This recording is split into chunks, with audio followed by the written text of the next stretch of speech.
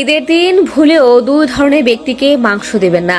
যদি দেন তাহলে সওয়াবের পরিবর্তে আরো গুনাহ হবে।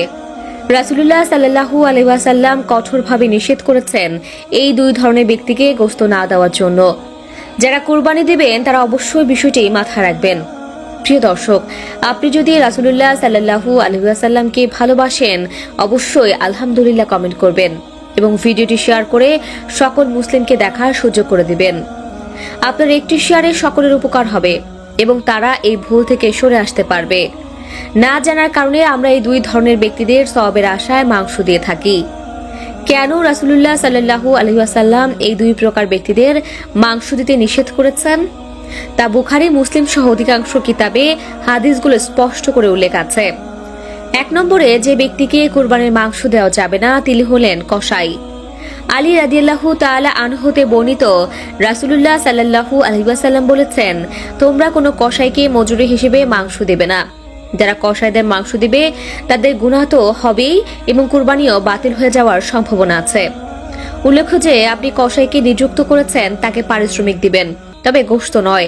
কসাইকে নিযুক্ত করার পূর্বে তার সাথে চুক্তি করে নেবেন, পারিশ্রমিক হিসেবে টাকা দিব, কিন্তু এখান থেকে কোনো মাংস দিব না, এমনকি এক টুকরো হাড়িও দেওয়া যাবে না। প্রিয় দর্শক, রাসূলুল্লাহ সাল্লাল্লাহু আলাইহি ওয়াসাল্লাম বলেছেন, শ্রমিকের গায়ের ঘাম শুকানোর পূর্বেই তার পারিশ্রমিক দিয়ে দাও।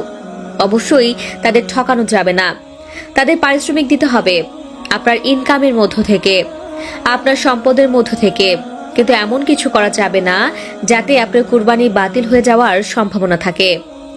অবশ্যই কসাইকে টাকায় চুক্তি করে নেবেন। 2 নম্বরে যে ব্যক্তিকে গোশত দেওয়া যাবে না তিনি হলেন ইমাম সাহেব। অর্থাৎ আপনি যে ইমাম সাহেবের মাধ্যমে আপনার কুরবানির পশুটি জবাই করবেন তাকে ভুলেও মাংস দেওয়া যাবে না।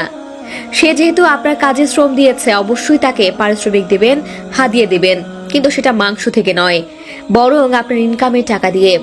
কিন্তু আমাদের সমাজে আমরা দেখতে পাই যে সারা দিন খাটাখাটি করেছে এবং সারা দিন পরিশ্রম করেছে, তাকে মাথাটা দিয়ে দিলাম অথবা চামড়া দিয়ে দিলাম অথবা মাংস দিলাম, এগুলো চলে আমাদের সমাজে।